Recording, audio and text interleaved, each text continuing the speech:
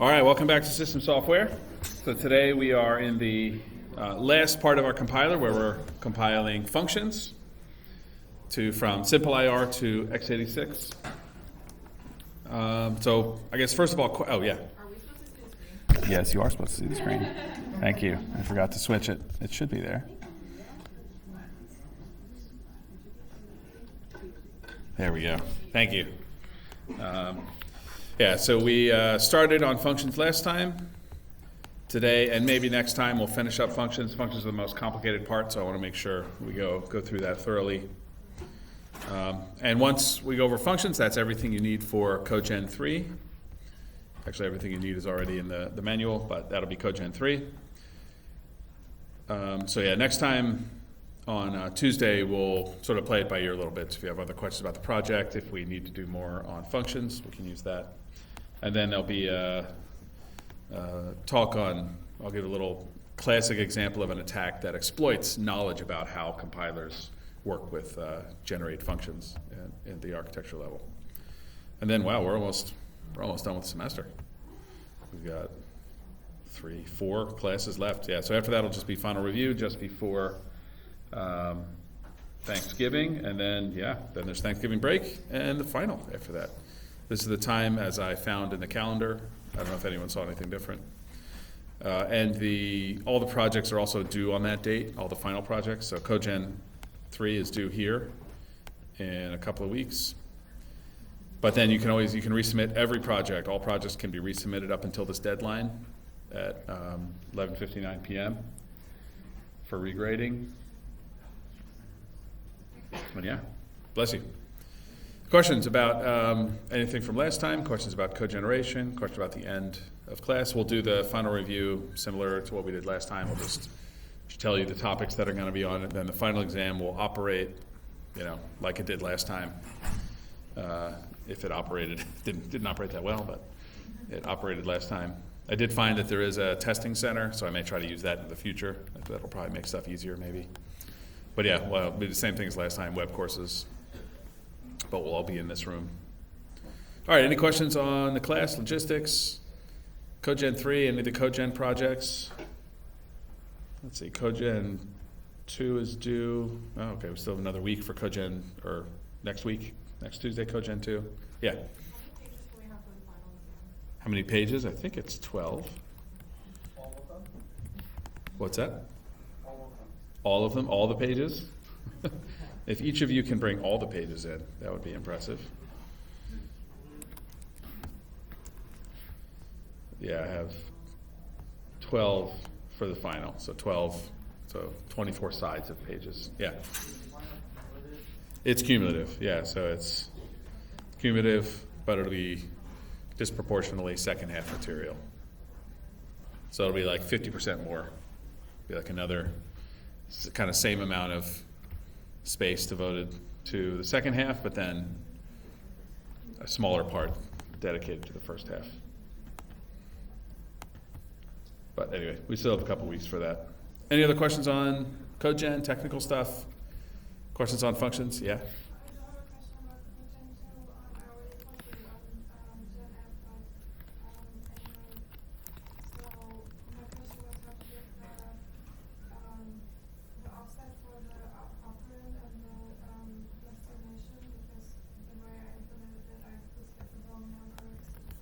Okay, yeah, okay, so the question is on getting offsets for CodeGen 2.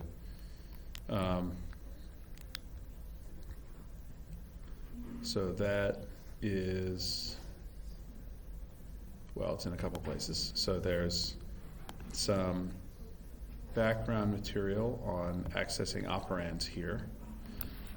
So in this guide in section 2, I gave you a bunch of code the code for managing the symbol table, like generating all the offsets based on, so this is this enter local variables function. This is the function I gave you, and it's a lot of code, but all it does is it just steps through each variable and gives it an offset and creates a symbol table for that. So the symbol table is given to you already, And then to use it, there's some instructions here, and also an example and enter assign for using it, and I'll show you both.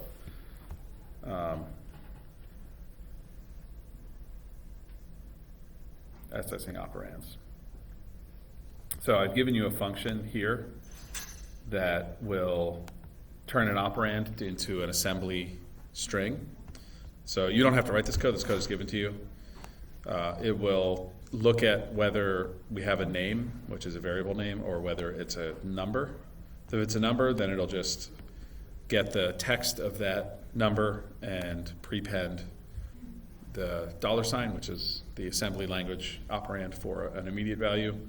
Otherwise, it will look up in the symbol table the offset for that variable name. So this is how you get the variable name, and this is how you get the offset. Are you doing this? You're doing this, right?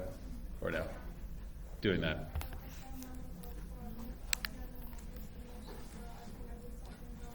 Okay, so let's take a look at enter assign. So enter assign shows, the syntax of enter assign is name equals potentially name.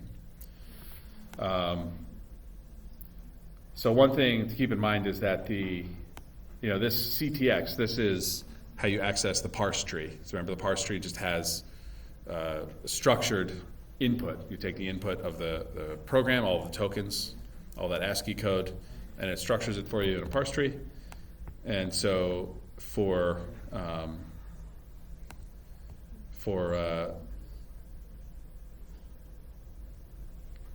this program here, operand is the name of the right-hand side, so that's how you access the right-hand side. And for this grammar construct, CTX variable is the left-hand side. So as long as these two are different, and indeed the names are different in the code, so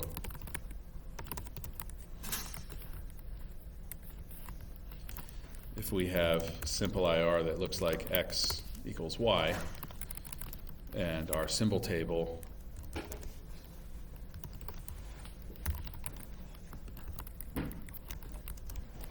and we have a symbol table for this.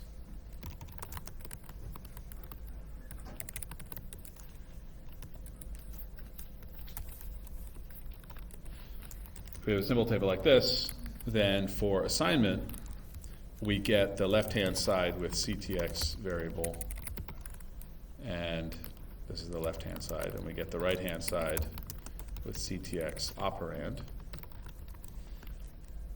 Then this should, for this program, this should give you X, and this should give you Y.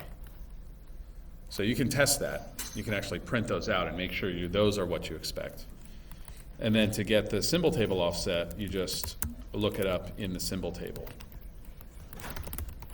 And so this is where debugging skills come in. You look at what it's supposed to be and print them out. I guess you already are doing this. I'm not saying you're not doing that, but so you print them out and see, make sure that they have the values that you expect. And when you do this, it'll just help you double check that these are different, that the input program actually is different variable names. I don't know if any of that helps. I didn't see your actual code, but I don't know if any of that helps at all. That helps, okay. So for something like enter operation, so I tell you here the schema for getting the name from the grammar, from using the grammar to get this name of the token from the syntax tree. So you said cogen 2, so this is probably for things like reference, for instance. So in this case, if I get the syntax of this up,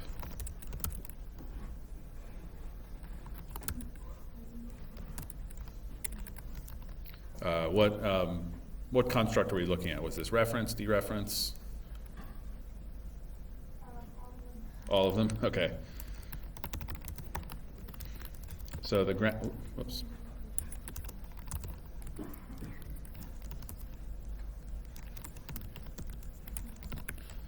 So this is the grammar for reference.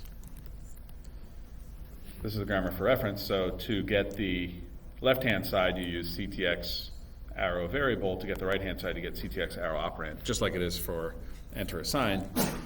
And as long as you have a program that has different variable names, like this, then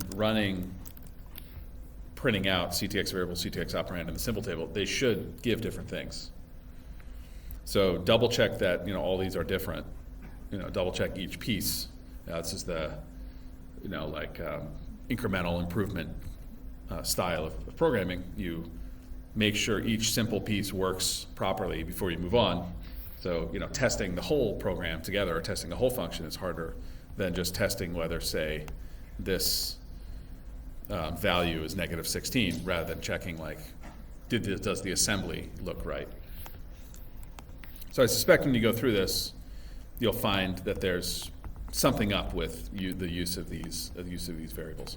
Now, if it still is the same, that could indicate that the enter local variables function, the function that creates the symbol table, is broken. If that's broken, that's code I gave you. So hopefully shouldn't be broken. I've tested that. But it could be a copy issue, could be something like that. I don't want you to have to trace my code. I try to give you code that actually works. But yeah, so I'll look at the @stem post later. And anyone else have questions, thoughts on this? Yeah. There is a function called enter statement that's been in each of the projects. Enter statement. Oh yeah. But it's never specified in the handbook thing. Yeah, you don't have to fill that one out. That one can be empty. I think I left that in there just for completeness. So the enter statement just gets dispatched to, if you actually can show this in the grammar.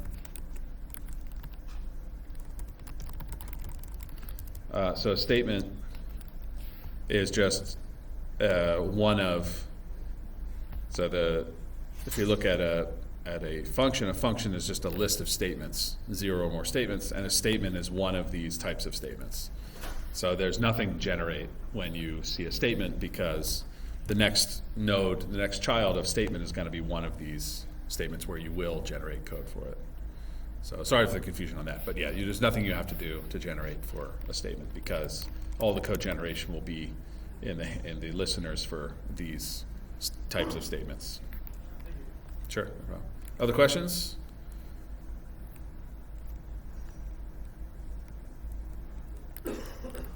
Okay, so let's do homework. And I was looking at the homework, and I think I gave you stuff that wasn't covered yet, which you might have noticed, but that's okay. You're not going to lose points, but it's some stuff that we're going to go over today as well. Okay. So first question: are function local variables allocated at compile time or runtime? Runtime, good. Yeah, they're allocated at runtime. And why? Why are functions designed like that? To have runtime allocation of local variables. They're always going to have the same names, right? The functions. So why not just allocate them once at compile time? So if we have a function like some factorial function, has to do with, say again? It has to do with addresses, but the question is, this int y, can we just allocate one memory slot for int y, or why bother doing it when the function runs?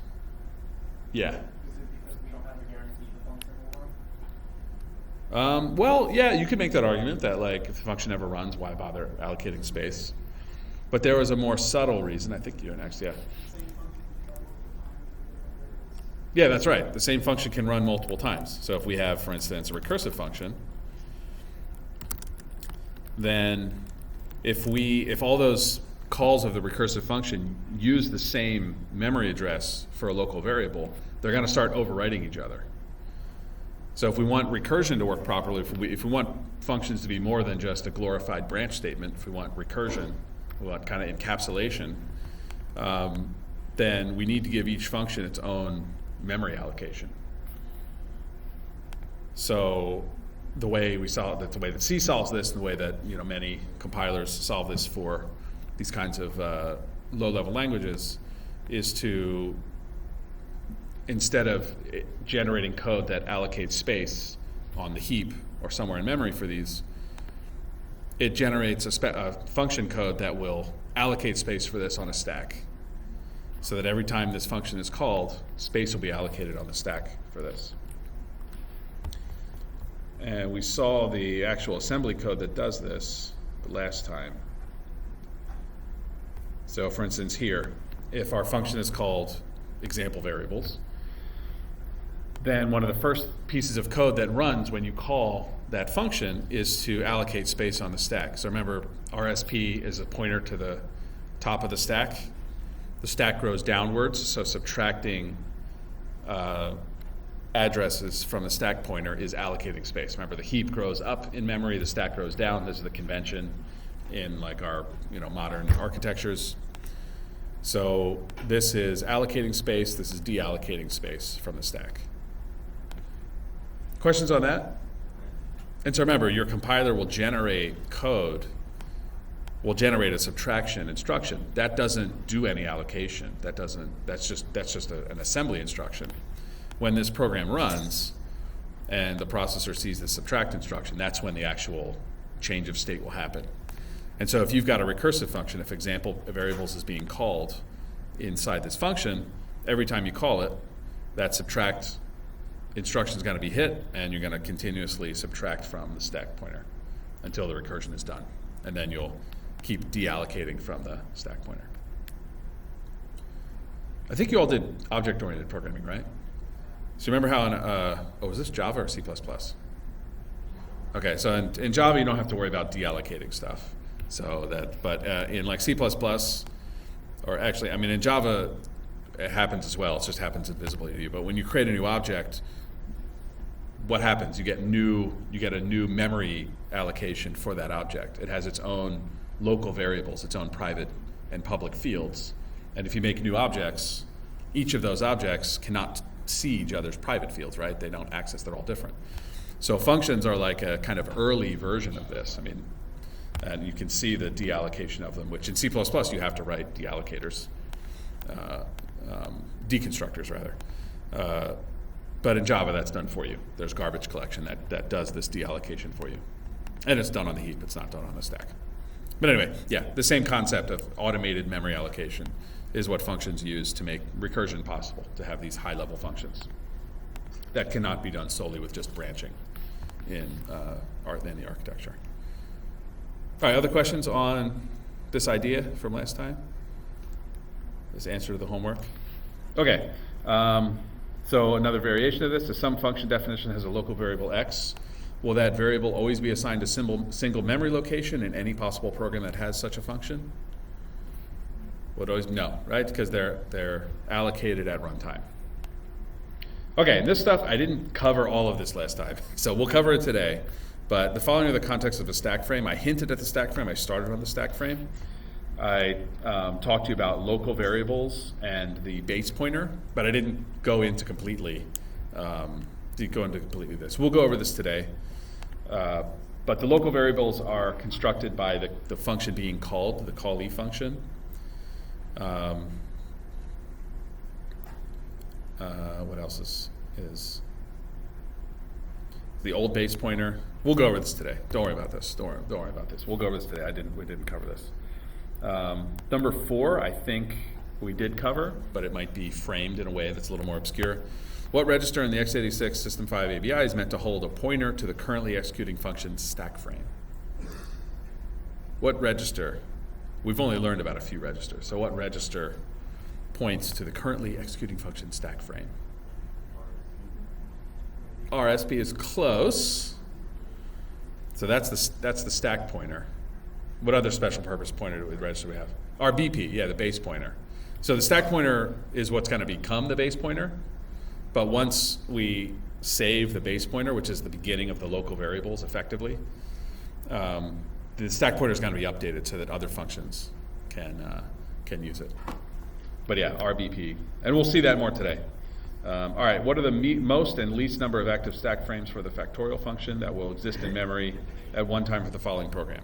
So this was, if you remember last time, we went over how recursion is supported in an architecture that does not have recursion. It just has basically branching. Where's my?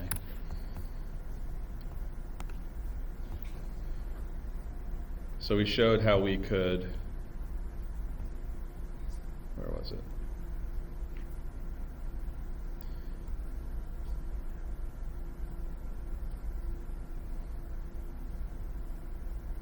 Yeah, we showed how we could use a stack to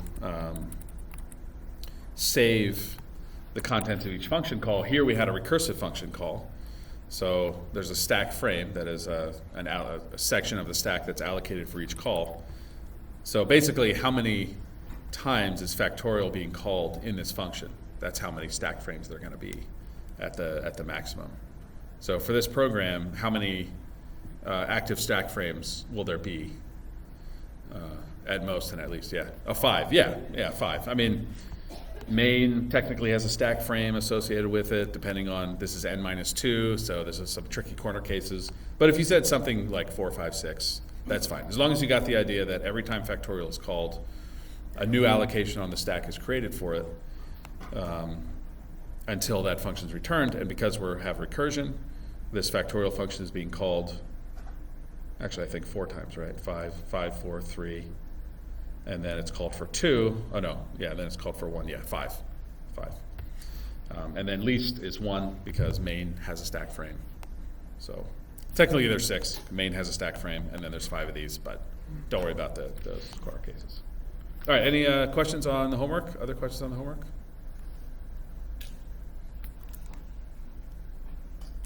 Okay. Let's do attendance.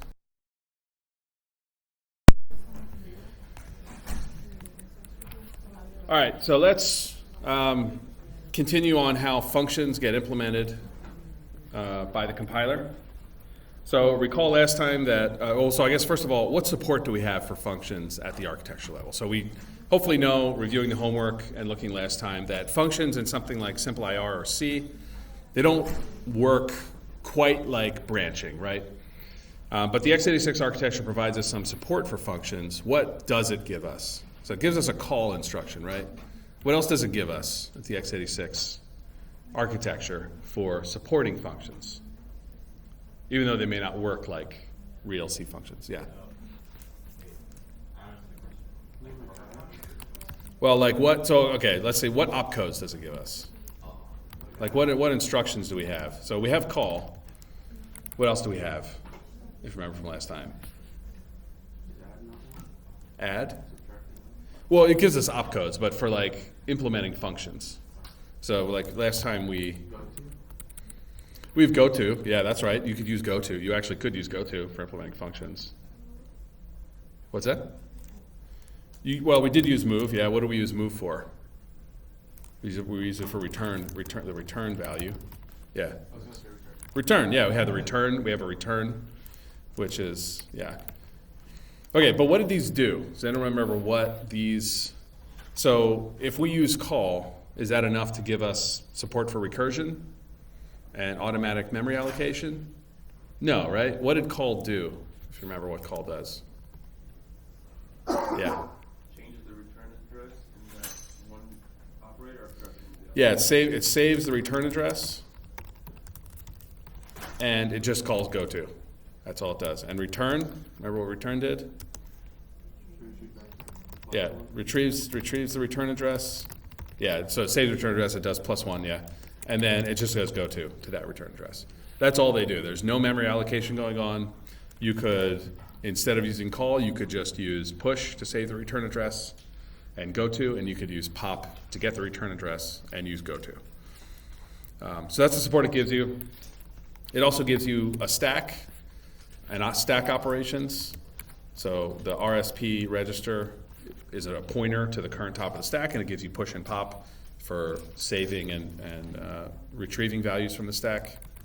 And it gives you RBP, this base pointer. And so far we've used the base pointer as a way to look at local variables.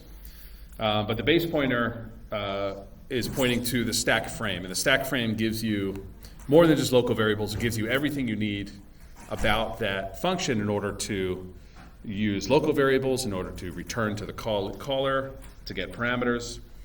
all the information you need is in that stack frame and in some registers, at least in this System 5 ABI. So this is a picture from this really useful website that explains the x86 64 stack layout. And this is the layout that is used by all the other tooling on our Unix architecture. So if you follow this architecture, you can call C functions. So that's why in our simple IR compiler, we can actually call C functions, and we can link with C functions because we follow the same format for memory layout. Okay, so this is what the memory layout looks like. We've looked at local variables. So this is. Let me get the actual function that this is the stack frame for. So say we have a function like this where we've got 8 parameters and 3 local variables. When we call this function and the assembly language has set up the memory for us, has set up the stack for us, this is the picture of what our stack allocation will look like. So remember, this is the high address, this is the low address. The stack grows downwards when you push stuff onto the stack. So the way the ABI works is that parameters are passed both in registers and on the stack. So the first 6 parameters here, so there's 8 parameters. The first 6 are passed via registers. And the remaining are passed on the stack. So the caller, the function that's calling this myfunc function, it will copy the first 6 parameters that it wants to pass into the registers, and it'll push the remaining 2 onto the stack. So why might the designers of this ABI, this x86 64 calling convention, why might they use registers sometimes and stack at other times? Why not just use all registers? Why not just always put stuff onto the stack? Why bother having this 2 different ways to pass parameters, or 2 different places to pass parameters? Or why might you guess? What's that? Well, that's why we want to have stack allocation altogether, but we could have just passed all the parameters onto the stack and called it a day. We didn't have to use the registers for that. So I guess the first question is, let's say we have 30 parameters or 100 parameters. Could we pass all of them via registers?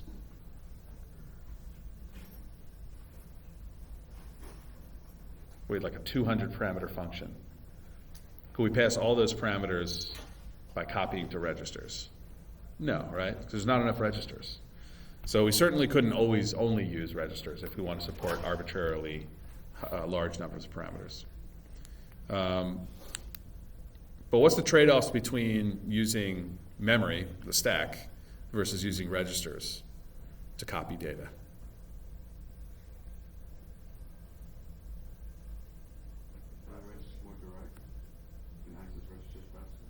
Faster, yeah, faster, yeah. It's performance, right? So the designers of this ABI were like, well, okay, if most functions are 6 parameters or less, if we pass parameters on registers, that's going to be way faster than copying to memory. That's, I think, their motivation for doing this.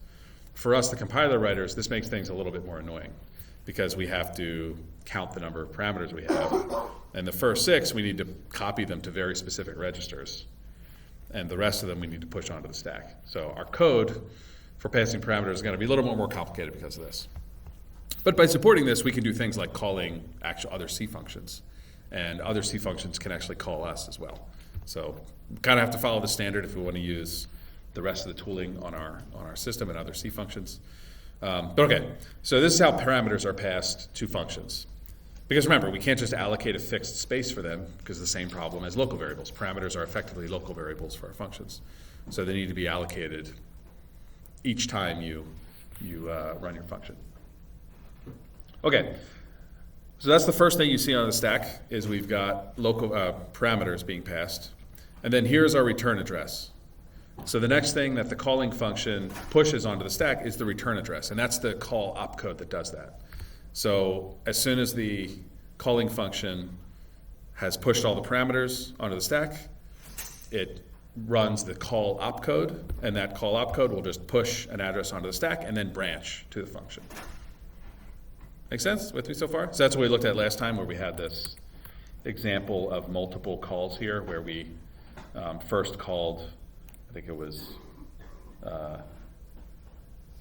H, probably, I don't remember what it was. I think it was G. We called G, and that return address was pushed onto the stack. That's what the call opcode does, and this is what it looks like when it's in a complete stack frame. We got a return address pushed onto the stack. Questions so far on this? Yeah. Could you explain a little more what the high and low addresses are? Oh yeah, so this is, in the, I don't remember where I have a picture of this, but where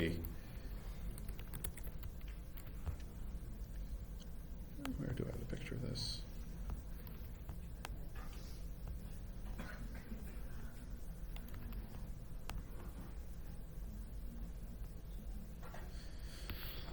So recall that your memory is organized like this for a running program. You have the text segment, which is the actual assembly code. You've got heap, I think, heap. And then you've got your stack.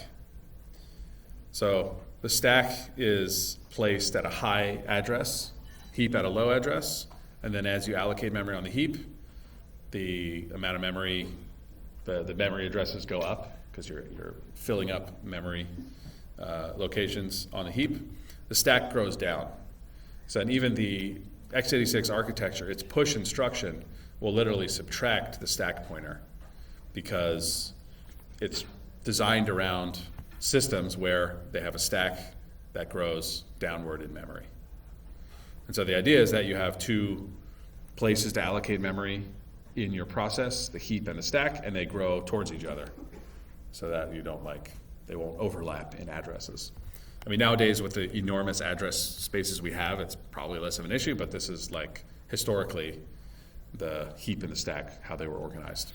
And this is carried through to our modern architectures as well, where the architecture supports the notion of a stack. Now, under the hood, it's all just memory load instructions and register copy instructions. That's all that's happening under the hood.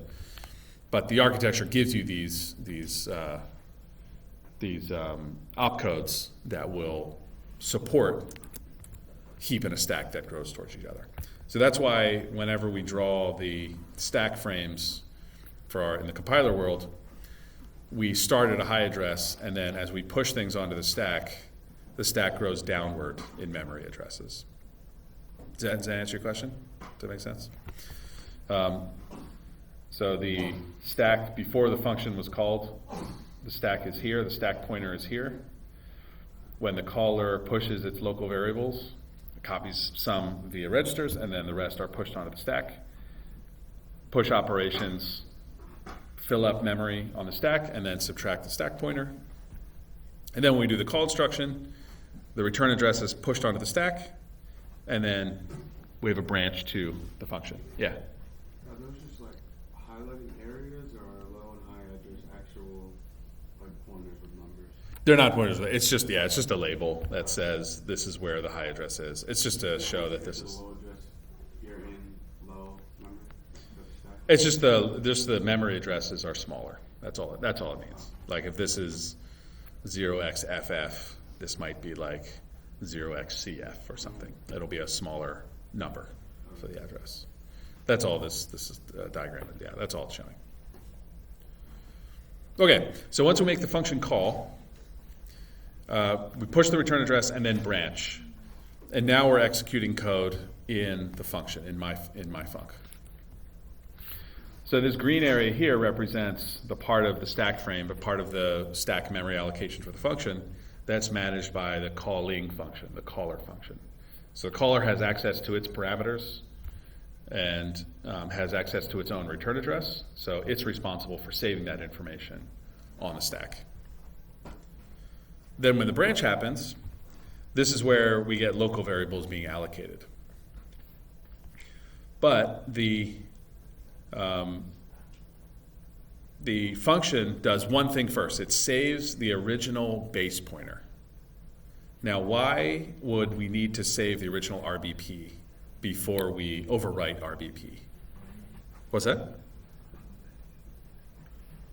So the first thing our function does is it saves the base pointer. So originally the base pointer was up here somewhere, pointing to the local variables for the calling function. We save the return address, we jump to the new function, and then we save the previous base pointer and update it. Did you add a previous variable and then we subtract it from? Well, yeah, so that's why we need to update the base pointer. But why do we bother pushing a base pointer onto the stack?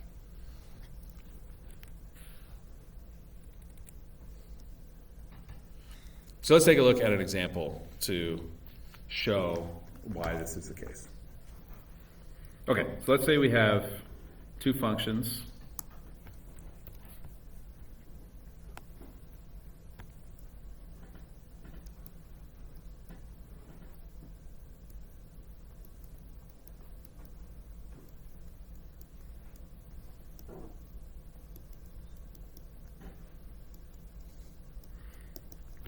So let's say we have a function g that calls a function f.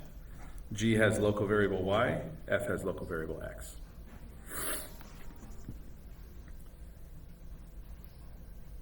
So in our stack, when we're here in our program, before we actually call f, g has its stack frame already set up. So it's got its local variable y here on the stack, and RBP points to the position in the stack frame that allows us to access the local variable. Questions on this? So this is like how we looked at how local variables work. They were allocated on the stack, and then we accessed them from offsets from RBP. So this is what the state of the machine looks like before we call f. So this here, this is the stack frame for G. This is G's stack frame. Now let's see what happens when we call F. So the first thing we need to do is pass parameters. There are no parameters. And then we run the call opcode. Call opcode saves the return address. So the return address is going to be here. This return address is the next point in program G. The return address is going to be the next line after F, after the call to F. It saves that, and then after we save the return address, what happens? We have a branch. So there's a branch from this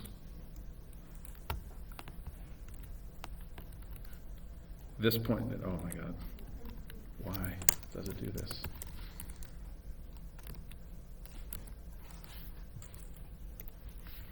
We have a branch from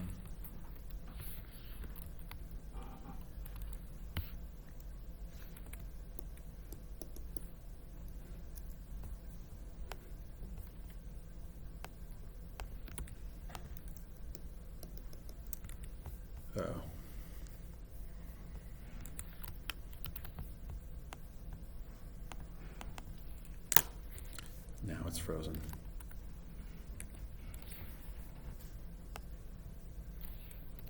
All right, let me.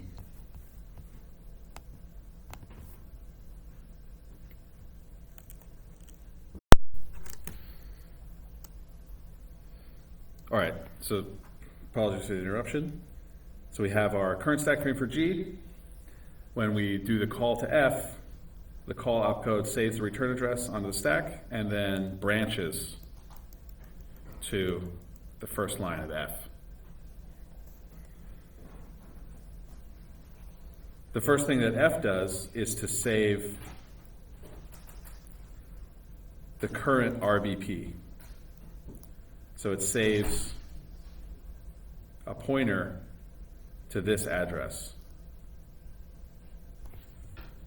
Then it overwrites the RBP pointer to now point to our current stack frame. So that way we can access F's local variables. So this is the stack frame for F. Sort of see that, how that works? So just like last time, we just showed local variable, we just showed, I think, the return address only.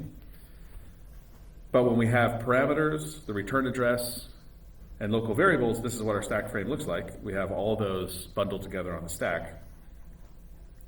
And the reason that the reason we save the return address is that when we're at the end of this function here, we can then return back to the calling function. But we also save a pointer to the stack frame so that when we're done, we can restore RBP back to the stack frame for G. So the register is only one value. So if we call 100 nested functions, if we don't have a way to get back to the memory location of our calling function, then we're going to lose all those local variables.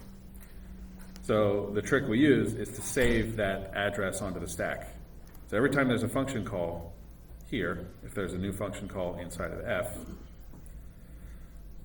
it saves a pointer to each calling function's stack frame. So it's analogous to the return address. The return address lets us get back in the code to the calling function. The base pointer, the old base pointer, lets us get back to the memory for that function. So if you think of a function call as freezing the state of a function, well, what's the state of the function? The state of the function is where in the code you were running and what memory you had allocated for that code. That's the state of the function. So that memory is kept in the stack, and we just push a new stack frame onto the stack. And that stack frame tells us where we can go to get back to the function that we called, and where we go back in memory to find all of our local variables that we had access to from RBP. Questions about that? Does that sort of make sense? Yeah. How do we save the old base pointer onto the stack? How do we do that? We just literally say push RBP. Is that the general syntax for the push? That's for assembly language. Yeah, that's it. You just say push and then give it the register RBP. So push is literally just move or store into the into whatever the stack pointer is pointing to, and then update the stack pointer. So all right, let me show you what this looks like. So this is there's a lot of lines on this graph. Let me show you what this looks like step by step.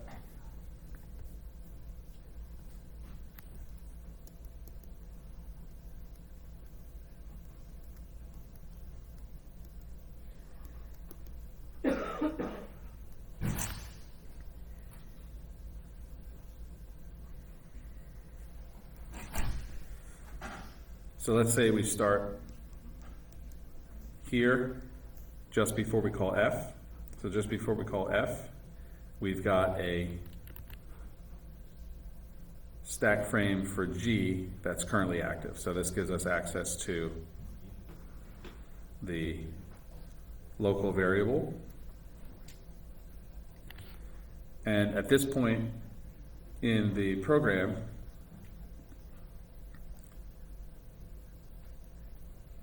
our BP is pointing to this middle of the stack frame so that we can access local variables from an offset from it.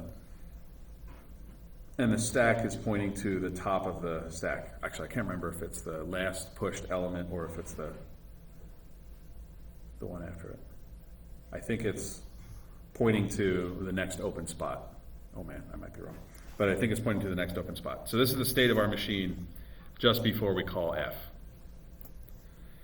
In the assembly world, what the call to F looks like, we don't have any parameters here. The call to F, all it does is issue the call opcode in assembly language. What call does is it computes the return address and pushes that onto the stack. What push does is it copies the return address to the stack and then increments the stack pointer to point to the next slot in memory. You see that? So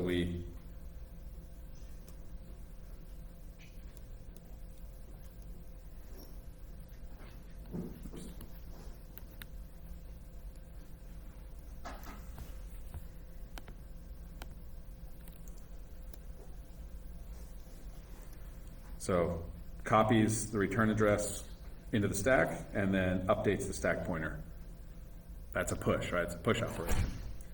You add a new element to the top of the stack and then make space for the next element that you want to push. Okay, so that's the push of the return address, and then the next thing call does is it branches to F. It branches to the code for F. The code for F sets up the rest of its stack frame. So this return address forms part of F's stack frame. And the first thing that F does is it calls push RBP. So it takes whatever this address is and pushes it onto the stack. So this is the old RBP, and then it pushes onto the stack, updating the stack pointer. Questions on that? Does that kind of make sense? I hope. No? No? All right. And then the next thing it does is it calls move stack pointer to RBP. It updates the stack pointer. Sorry, updates the base pointer.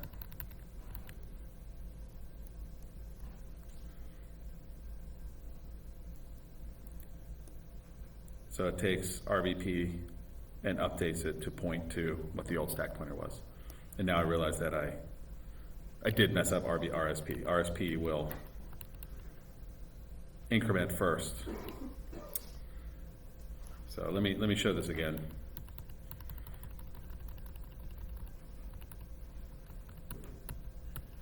So push RBP will save whatever RBP was onto the stack, updating the stack pointer. And the next thing that the function does in order to update the base pointer so that we have access to F's local variables is to copy RSP and overwrite RBP. So we'll take RBP and update it to point to the same place that RSP is pointing. And then finally, it will update RSP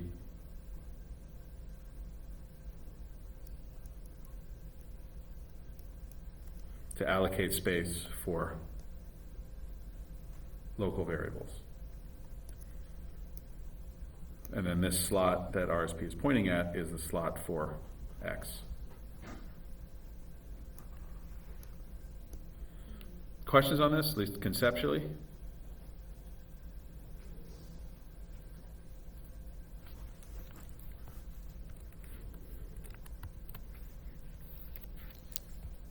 So the idea is that we want to generate assembly code that will create this allocation of memory at runtime each time we call a function.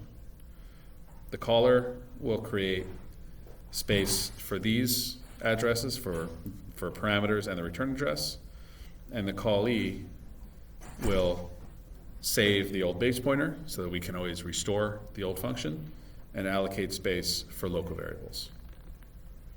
Questions? Questions on this?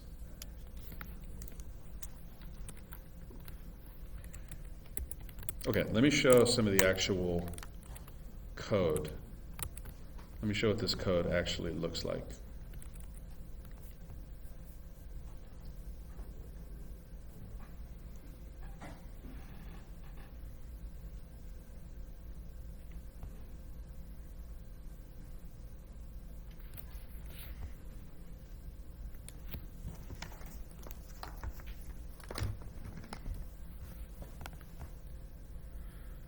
Okay, so here's two simple IR functions. This is the main function, and all it does is it calls the function example variables. And this is the example variables function. It just assigns x to 1, then assigns y to x, and then returns y. So this is what the code looks like for setting up that stack frame in example variables. There are two parts to it. One is the part that sets up the stack frame when the function is entered. It's called the prologue. And the other part is the epilogue, which tears down the stack frame.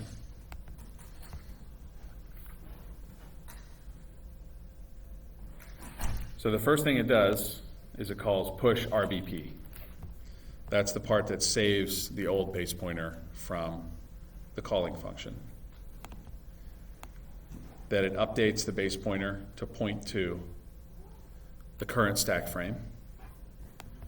And finally allocates space for local variables. In this case, there are 2 local variables, so it allocates space for them on the stack. Questions on that? Questions on that? Kind of makes sense? And then in the epilogue, it will restore the stack base. It'll tear down space for local variables by adding to the stack pointer.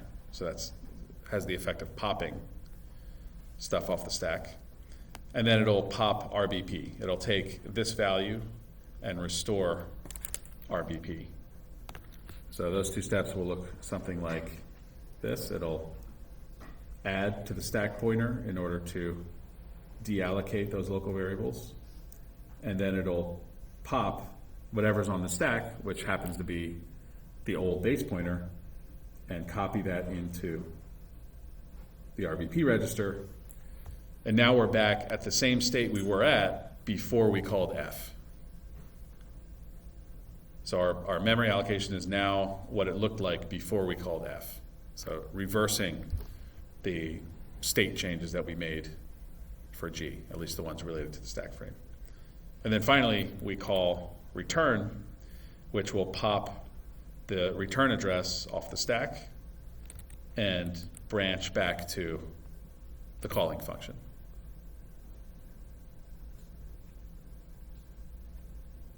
Questions on this? Okay, in the time we have, let me go to the compiler project to show you what generating these, what the functions look like, the code generation functions will look like for this.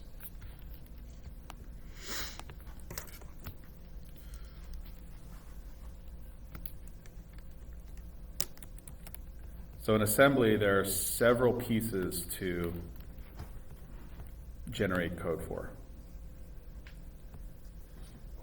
So we've got the function name itself, and parameters, return statement, and calls. So let's look at these. Let's look at these one by one. So this is the function. This is the end part. This is the return. And this doesn't have parameters, but I'll show you an example of parameters as well. Okay, so the function has a fixed output. The function will always look like this. This is just hard-coded, basically. So this is what every function will look like. The only thing that changes is the name of the function here. So the prologue is always the same in every function because it always does the same thing. It always saves the old base pointer, sets the new base pointer, and we're also going to save this call saved register, which is just required by the System 5 API. But we always do the same things in every function call in order to set up the stack frame.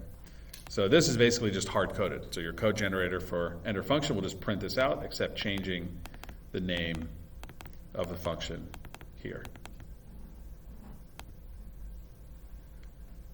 And similarly, end will emit the epilogue. It'll emit the code that tears down the stack frame. So we'll add something to the stack pointer. So this is going to depend on what was allocated for local variables. So this space allocation is done for you, so you don't have to worry about it. You can just use this stack offset variable, which will tell you the exact value to use instead of 0. And then you just restore the old base pointer and call return. So again, this is hard-coded except for the amount of space to deallocate from the stack. Questions on that code? So the template here is just replace the name of the function. The template here is just replace the amount of stack frames or the stack entries to deallocate from the stack. And the return statement is a little more subtle. So the returns, as I think we talked about last time, returns are accomplished by copying to the A register, the RAX register. So this again is just a convention, part of the x86 System 5 convention that we're using to interoperate with other C functions on our system.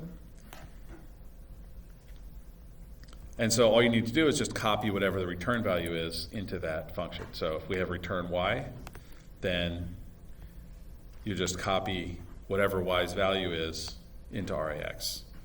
And so you can use the same code generation techniques that you used for enter assign, enter operation. You just use the operand to string function to figure out what this text should be. Questions on that? So here's a complete example of these three pieces for a function that just returns 0. The enter function method will generate this code. This is just a fixed template, except main is replaced with the name of the function here. Then we have a return statement. The return statement just copies whatever this variable or constant is into RAX. And then the end function statement generates this epilogue, deallocating whatever was allocated for local variables. In this case, there was no local variables, so 0 was allocated. Remember, you just get that from the stack offset variable in your compiler. And that's it. So this is what the code will look like, or one way to generate code for this function. Yeah? You don't need to print comments, no. You don't need to print comments. We're only going to test by executing your program. So no, you don't need to. But these are really more to help me actually be able to see the different statements that are being generated. Questions on this?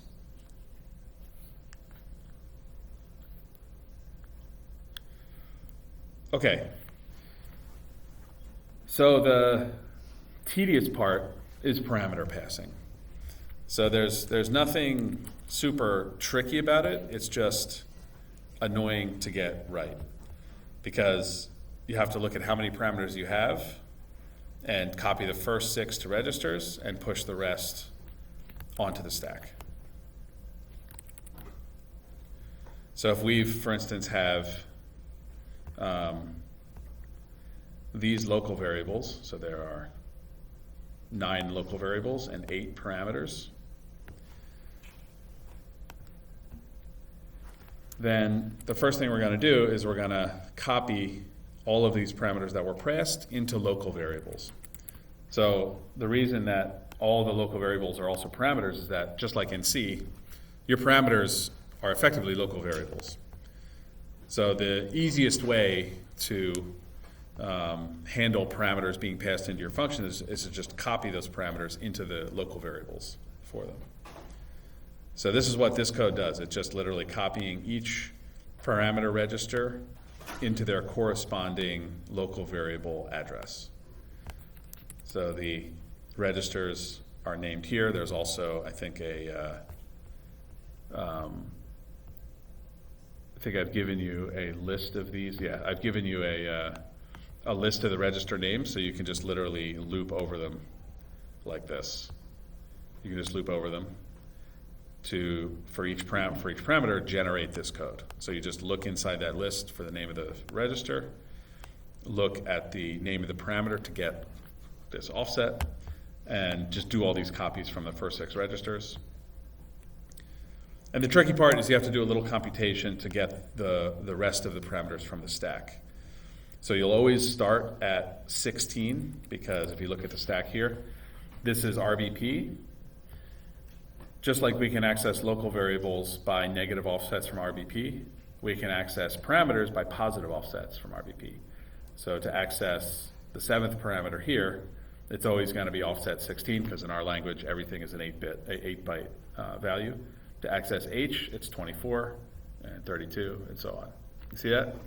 So you just loop over all of the parameters in your function and just generate code that will, depending on how many parameters there are, copy the first 6 from registers. If there's only 2 parameters, it's only going to generate these 2 statements. If there's 8 parameters, it's going to generate all these. But it's very, very formulaic. So this is how you loop over and print out all of the parameter names. So this is how you loop over all of your parameters. And so you'll just extend this loop to generate this code for your function. And then, yeah, there's just some more advice on that. Questions on that? Questions on that? Yeah. So it's less than 6, we're only gonna need a hard code, we're not gonna need a. Yeah, well, if it's less than 6, you just do up to the number of. I mean, you'll always, the easy way to do it is just always loop over all of them, and then in here just have a little check. Am I at the 7th parameter or greater? Then I need to switch to moves from the stack frame. If I'm 6 or under, then I look at this list of registers to figure out the source of the parameter. Okay, and then enter call is doing the opposite of this. So whenever you have a call, these are the parameters. You're going to need to copy the first 6 into the registers and push the rest into the stack. So do all this in reverse order is the easiest way to do it. That's the convention, is to push them in reverse order. So I just loop over the list in reverse order, starting with the stack allocated ones and then finishing with the register allocated ones. Anyway, so this gives like actual code that you can use, that you can build on to do this. But in these loops, you'll just check: am I 6 or fewer? Am I at the 6th or less parameter, or greater than 6 parameters? And then just either use the stack or the registers. And there's lots of examples here of like correct translations. And all right, that's 115. So everyone, have a good weekend and talk soon.